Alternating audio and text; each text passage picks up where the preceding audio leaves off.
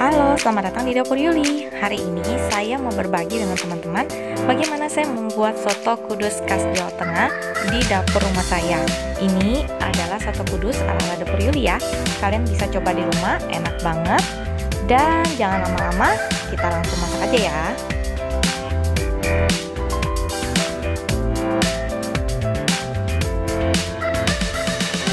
Selamat datang di Dapur Yuli. Hari ini saya mau berbagi dengan teman-teman bagaimana membuat soto kudus khas dari Jawa Tengah ya. Nah, resep ini saya ambil dari buku resep soto yang saya punya udah puluhan tahun yang lalu ya. Nah, untuk bahan-bahannya saya tidak menggunakan daging ayam, tapi saya menggunakan daging sapi karena saya ready-nya daging sapi. Untuk resep aslinya kalian boleh pakai daging ayam ya. Apa aja bahan-bahan yang kita gunakan untuk membuat soto kudus ini? Yuk langsung kita ke bahan-bahannya ya. Nah, di sini saya sudah punya bahan-bahan dasar yang saya pakai untuk membuat soto kudus ya. Nah, untuk bahan yang lain masih ada di dalam dapur saya, yaitu yang pertama itu adalah daging sapi. Saya pakai setengah kilo daging sapi atau sekitar 500 gram daging sapi ya.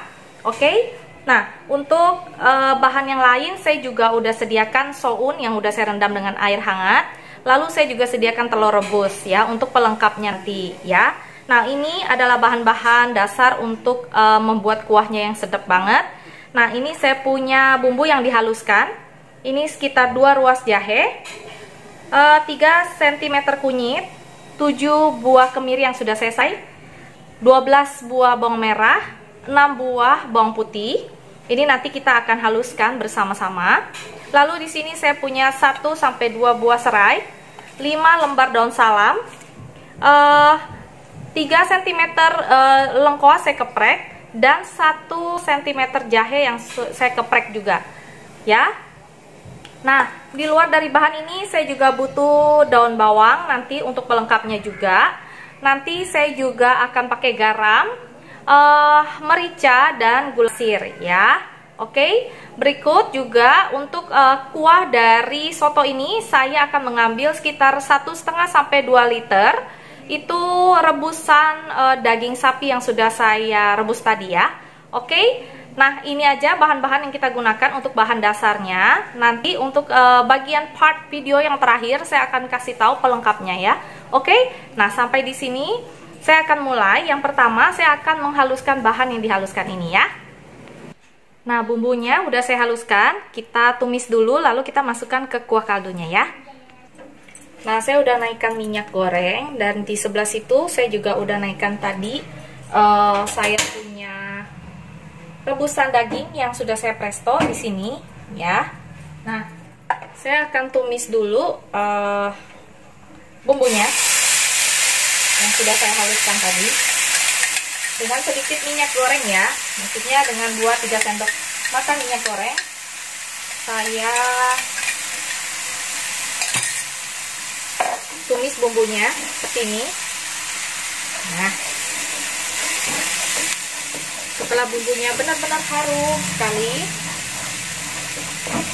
saya masukkan bumbu yang tadi dikeprek ya, serai, daun salam, jahe, dan lengkoasnya. Saya masukkan ke dalam, saya aduk lagi sampai dia benar-benar harum ya bumbunya ya.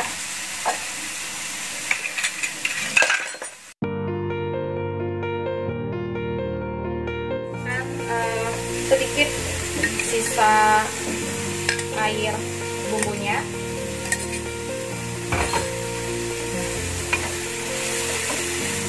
Nah, udah harum banget seperti ini. Saya akan masukkan, saya matikan apinya. Saya akan masukkan ke rebusan ini ya. Nah, seperti ini. Bumbunya saya masukkan semua. Nah, saya aduk lagi.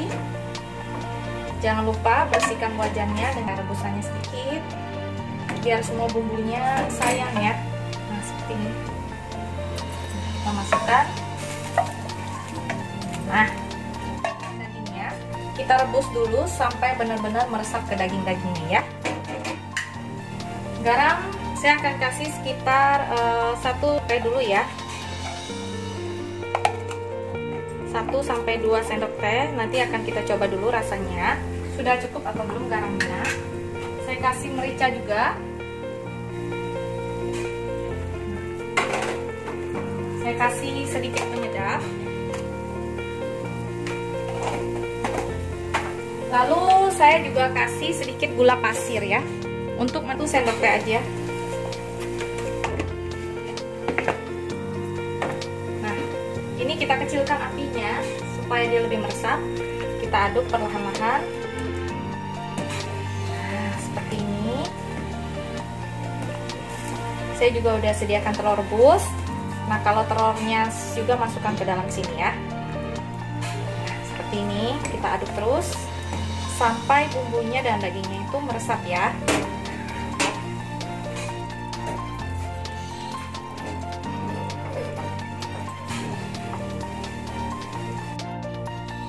Nah, kita akan coba rasanya setelah sekitar 15 menitan saya tinggal.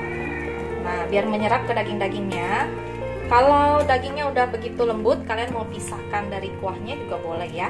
Biasanya kalau daging ayam juga kita pakai ayam air rebusannya aja, ayamnya kita goreng ya.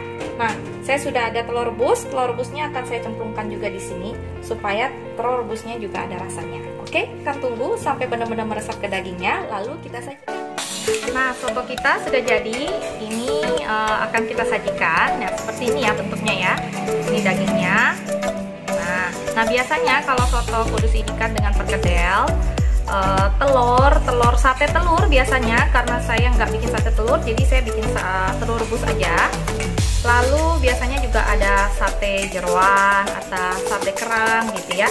Nah, karena saya dengan keadaan yang sederhana aja, jadi nggak semua pelengkapnya ada. Nah, bagaimana cara menyajikan soto ini?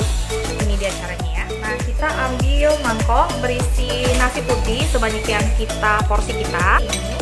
Lalu kita ambil soun atau bihun, terserah kalian, sesuaikan dengan selera aja, seperti ini. Lalu kita ambil kuahnya seperti ini, jangan lupa ambil dagingnya juga ya.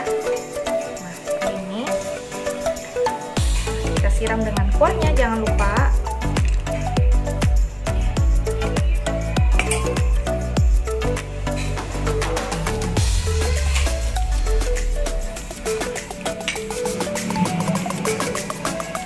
Kalau kalian mau makan satu utuh juga nggak apa-apa. Ya, saya bagi dua. Di sini saya ambil separuhnya aja. Ini taruh di atasnya.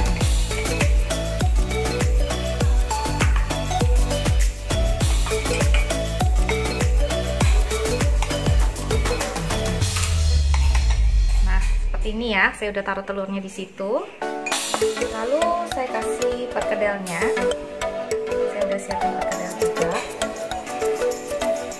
Nah, perkedel ini resepnya kalian bisa lihat di vlog saya sebelumnya. Ini perkedel kentang kornet, enak banget. Pokoknya enak banget, kalian harus coba. Nah, lalu saya kasih taburan bawang putih, bawang goreng, bawang merah goreng, taburan bawang putih goreng. Saya kasih kecap manis. Lalu saya kasih sedikit daun bawang di atasnya. Jadi deh, ini dia soto kudus ala dapur Yuli ya. Kalian boleh coba di rumah. Ini enak banget, segar banget, yang kuah-kuah, anak-anak juga pasti senang ya. Nah, sampai di sini dulu resep dari saya. Jangan lupa subscribe, like, dan share. Semoga resep ini bisa menjadi ide kalian ya. Sampai jumpa di resep berikutnya. Dadah.